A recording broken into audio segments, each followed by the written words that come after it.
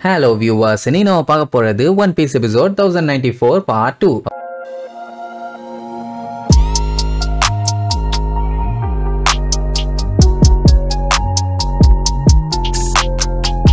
Open பண்ணா போன பாட்டுல பெரிய ரோபோட்ல இந்த மாலையில தூக்கிட்டு போன உடனே அவங்க ஜாலியா என்ஜாய் பண்ணிட்டு இருந்தாங்களா. இந்த மேட்டரை லூஃபி சாப்பாட்ட சொன்னா கண்டிப்பா ஜலசாவாங்க அப்படிங்கிற மாதிரி உசோப் சொல்லுவான். சரி, இவ்வளவு பெரிய ரோபோட்டா இருந்துகிட்டு இது எப்படி பறக்குது அப்படின்னு கேட்டா அதுதான் ஆன்டி கிராவிட்டி. இந்த வேகா ஃபோர்ஸ் 1ங்கிறது ஜெட்டோட செட்டப்பை அப்படியே பேக் சைட்ல ஃபிட் பண்ணி வச்சிருக்காங்க. அதனால இப்படி ஃப்ளோட் ஆகும். இப்போதைக்கு இந்த ஐலாண்டுக்கு இந்த மாதிரி பறக்கிறது பாசிபிள். ஆனா ஒரு நாள் இல்ல ஒரு நாள் கண்டிப்பா உலகம் பூரா இதே மாதிரி பறப்போங்கிற மாதிரி சொல்லுவான். பிராங்கிக்கெல்லாம் அவ்வளவு சந்தோஷம். அப்படியே கீழே அந்த சிட்டியை சிட்டி பாத்தீங்கன்னா தாறு மாறா இருக்கும். இதுக்கு முன்னாடி இப்படி ஒரு இடத்தை இவங்க வாழ்க்கையில பார்த்ததே இல்ல. அப்படியே போய் லேண்ட் ஆவாங்கன்னு பார்த்தா அவன் இன்னும் பறந்து மேல போவா. அப்படியே கீழே பார்த்தா அந்த டைனோசர் ரோபோட்டும் சண்டை போட்டுட்டு இருந்துச்சு அது. அதுக்கப்புறம் அந்த மீன் எல்லாம் பறந்துகிட்டு இருந்துச்சு அது. இப்படி எல்லாத்தையும் பார்த்துட்டு wow what a futuristic city, பார்க்கவே தாறுமாறா இருக்குது அப்படின்ட்டு ரொம்ப சந்தோஷப்படுவாங்க. உடனே அவன் என்ன சொல்லுவா, ஆமா இந்த ஐலாண்டே ஃபியூச்சர் ஐலாண்ட் எக்ஹெட் தான். வருங்காலத்துல இப்படித்தான் இனிமேட்டு எல்லா ஐலாண்டும் மாறப்போகுது. ஐ மீன் டெக்னாலஜி இம்ப்ரூவ் ஆன ஐலாண்டுக்கு மட்டும். சரி, இவன் மேல அப்படி எங்க போறான்னு பார்த்தா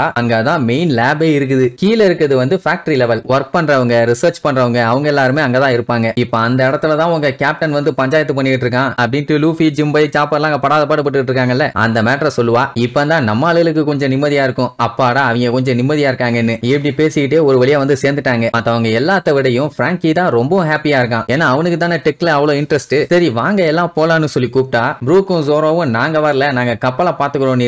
ஏன்னா அவனுக்கு அந்த பொண்ணு மேல சுத்தமா நம்பிக்கை இல்ல. கப்பலை ஏதாச்சும் டேமேஜ் பண்ணிட்டாங்கன்னா அதனால சேஃப்டிக்கு சரி ரைட்னு சொல்லிட்டு மத்தவங்க எல்லாம் இறங்கி போவாங்க. அப்பதான் ஒன்னு நோட் பண்ணுவாங்க, அந்த வெள்ளை வெள்ளையா இருக்குது இல்ல அதெல்லாமே இந்த ஸ்கை ஐலாண்ட்ல கிளவுட் பஞ்சு மாதிரி இருந்துச்சுல்ல அதே மாதிரி இருக்குது. உடனே ஜாலியா கூச்சு விளையாடுவாங்க. ஆக்சுவலா இவங்க ஸ்கை ஐலாண்ட தான் ரீகிரியேட் பண்ணிருக்காங்க, அதுவும் அவங்களோட டெக்னாலஜியை யூஸ் பண்ணி. சரி வாங்க இதுதான் எங்க லேபோட என்ட்ரன்ஸ்னு சொல்லி காட்டுவா. பயங்கரமா இருக்கும். இப்ப என்னன்னா இவங்க லேபுக்குள்ள என்டர் ஆகிறதுக்கு முன்னாடி அங்க போய் ட்ரெஸ் மாத்திட்டு தான் வரணும். அதுக்காகவே அங்க ட்ரெஸ் சேஞ்சிங் ரூம்னு ஒண்ணு இருக்குது. அட நம்ம ஆளுங்க மாத்துறாங்கல்ல அதே இடம் தான். அங்க பாத்தீங்கன்னா லேடிஸ்க்கு தனியா ஜென்ஸுக்கு தனியான்னு பிரிச்சு வச்சிருக்காங்க. ஆனா சஞ்சி என்ன பண்ணுவான், நமி ராபினா பத்திரமா பாத்துக்கணும் அதனால அவங்க கூடயே போவேன்னு அவங்க கூடயே போவானா. வண்ட வண்டியா திட்டியா வாயிலேயே ஒரு குத்த விட்டுட்டு அதுக்கப்புறம் அவங்க 2 பேர் மட்டும் உள்ள போவாங்க. போன உடனே அங்க இருக்க பட்டன்ஸ் எல்லாம் தொடுவாங்களா. ரெண்டு பக்கமும் 2 குரூப்பும் கதர்னு கதறுவாங்க. ஏன்னா ட்ரெஸ் மாத்துறதுக்குள்ள அப்படி படாப்படுத்தும். அதுக்கப்புறம் என்ன ஒரு வழியா ட்ரெஸ் சூப்பரா மாத்தியாச்சு. என்ன ஓல்டு கெட்டப்ப கம்பேர் பண்ணும்போது இது கொஞ்சம் கன்றாவியா தான் இருக்குது. பிடிச்சவங்க கீழே கமெண்ட் பண்ணுங்க. ஒரு சில பேருக்கு கொஞ்சம் நல்லா இருக்குது, ஒரு சில பேருக்கு இல்ல. சரி இப்படி எல்லாம் ட்ரெஸ் சேஞ்ச் பண்ணிட்டு கிளம்புவாங்க. அதே நேரம் இங்க கப்பல்ல உட்காந்துட்டு இருக்கும்போது ப்ரூக் ஜோரோ கிட்ட நீ ஏன்பா போலன்னு கேட்பான். ஆக்சுவலா இந்த ஐலாண்ட் வந்து கவர்மெண்டோட ஐலாண்டு. அப்படி இருக்கும்போது திடீர்னு ஏதாச்சும் கோக்குமாக்கு வேலை பண்ணி அவங்கள புடிச்சிட்டாங்கன்னா அந்த டைம் ஹெல்ப் பண்ண ஆள் வேணும்ல, அதுக்காக தான் பையன் போக மாட்டேன்னு இருப்பான். சொல்ல போனா 2 பேருமே அதை யோசிச்சுட்டு தான் போகாம இருந்திருப்பாங்க. அந்த டைம் அந்த கரிபு கிட்ட ஏன்டா டேய் லேண்ட் ஆஃப் ஆனாவை விட்டு ரொம்ப தூரம் வந்தாச்சு, இதுக்கப்புறம் ஏன்டா எங்க கப்பல்ல உட்காந்துக்கிட்டு இருக்க லூசு பயல,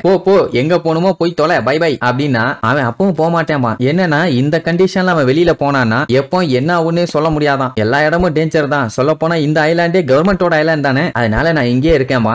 ஜோரோவும் இழிச்சுக்கிட்டு எங்க கேப்டனுக்கு நீ ஹெல்ப் பண்ணதுக்காக ரொம்ப ரொம்ப தேங்க்ஸ், ஆனா மூடிக்கிட்டு இங்க இருந்து வெளியில போனிடுவான். அவனுக்கு என்ன சொல்றதுன்னு தெரியல, மனசுக்குள்ள பச்சை பச்சையா திட்டுறான். கண்டிப்பா இவனுங்களை பழி வாங்காம விட மாட்டேன்னு. ஆனா வாயில வார்த்தையா சொன்னான்னா ஜோரோ நாக்க வெட்டிடுவான். அதனால ஒண்ணும் பண்ண முடியாம கதறி கதறி அழுவான். இவங்க பாத்தீங்கன்னா நேரா போய் ஸ்டெப்ஸ்ல ஏறி நிப்பாங்க. பாட்டுக்கு மேல போவோம். என்னன்னா அது எஸ்கலேட்டர். இதுக்கு முன்னாடி இவங்க இந்த மாதிரி ஒண்ணு போனதே இல்ல. எல்லாமே சூப்பரா இருக்குதுன்னு பாராட்டி தள்ளுவாங்க. இதுக்கு எனர்ஜி பாத்தீங்கன்னா ஃபயர்ல இருந்து வருது. இவங்க ஃபயர் எனர்ஜியா தான் எல்லாத்துக்குமே மாத்தி மாத்தி கன்வெர்ட் பண்ணிக்கிறாங்க. எரிக்கிற அளவுக்கு அவ்வளவு ரிசோர்ஸ் இங்க இருக்கான்னு கேட்டா அவ்வளவுலாம் இல்ல. அதுக்காக தான் அவ என்னத்தை எரிக்கலான்னு சொல்லி அவ ரிசர்ச் பண்ணிட்டு இருக்கா. விட்டா சூரியனையே உருவாக்குவேங்கிற மாதிரி எல்லாம் சொல்லுவா. அப்படி இவங்க பேசிக்கிட்டே போகும்போது அவ என்னடான்னா அப்படியே செவுத்துக்குள்ள பூந்து போவா. இவ என்ன வித்தையெல்லாம் காட்டுறான், நம்மளால எல்லாம் இப்படி பண்ண முடியாது, ஏமா டோரை ஓபன் பண்ணு நாங்களும் உள்ள வரணும் பானுங்க. அட நீங்க பாட்டுக்கு வாங்க, அது உங்களை ஏமாத்துறக்காண்டி பண்ணி வச்சிருக்குன்னு சொன்னா அது அவங்களுக்கு கேட்கல போல. உடனே சஞ்சய் என்ன பண்ணுவான், லிலித் லிலித் அப்படின்ட்டு காதை வைப்பான். பாத்தீங்கன்னா தலை உள்ள போயிரும். அவ்வளவுதான் எல்லாம் பார்த்துட்டு பதறுவாங்க. ஐயோ சஞ்சியோட தலைய காணும்னு. ராபின் தான் கேஷுவலா அட பதறாதீங்கப்பா, தலை தனியா போச்சுன்னா ரத்தம் நிறைய வந்திருக்கும், அதான் அந்த மாதிரிலாம் எதுவும் வரலையே.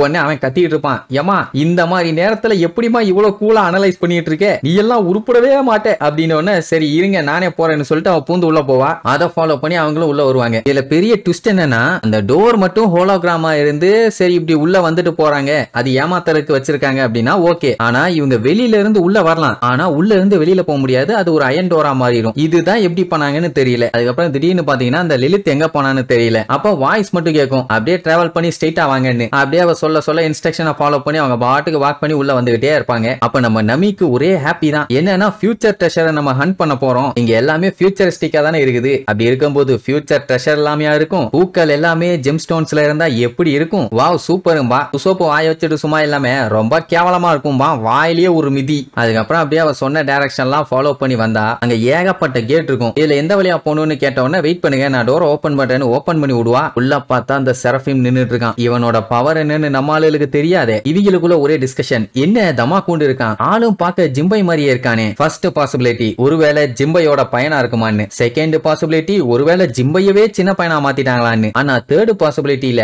ஜிம்பை மாதிரி இவன் இருக்கான், பட் ரெக்க இருக்குதே, ஜிம்பைக்கு தான் ரெக்க கிடையாது அப்படின்னா இவன் வேற யாராவாச்சும் இருக்கணும். ஏப்பா தம்புடு யார் நீன்னு கேட்டவனே அவ்வளவு நேரம் தூங்கிட்டு இருந்தவன் பொசுக்குன்னு எந்திரிப்பான். சின்ன ஜிம்பை தான் இவனே எல்லாம் முடிவே பண்ணிட்டாங்க. அவன் பாத்தீங்கன்னா அட்டாக் பண்ற போஸ் எல்லாம் காமிச்சு கையில லேசர் எடுப்பானா. அப்புறம் தான் தெரியுது இவனுமே ஒரு பாசிபிஸ்டான்னு. சண்டை ஸ்டார்ட் ஆயிருச்சு போல. அப்படியே கட் பண்ணா அந்த வேகா பங்க் ஒன்னு இருக்கானே, அதான் அந்த ஷாக்காங்கிறவன். அவன் ஜீனியஸால ஃபியூச்சரை பார்க்க முடியும். என்னடா பேசிட்டு இருக்க லூசு பையலேன்னு ஒரு வாய்ஸ். நான் சீக்கிரமா சாக போறேன்னு உடனே லூசு மாதிரி பேசாதேன்னு ரிப்ளை வரும். ஆமா வேகா பங்கு கிட்டே இவன் போன்ல பேசிட்டு வரான்னு பார்த்தா அதான் இல்ல, இவன் கிட்ட கம்யூனிகேட் பண்ணிட்டு இருக்கிறது டிராகன். இவங்களுக்குள்ள எப்படி லிங்க் ஆச்சுன்னு தெரியலையே. சரி இதுக்கப்புறம் என்னென்னலாம் ட்விஸ்ட் வைக்க போறாங்கன்னு அடுத்தடுத்த எபிசோட்ல பார்க்கலாம். டாடா.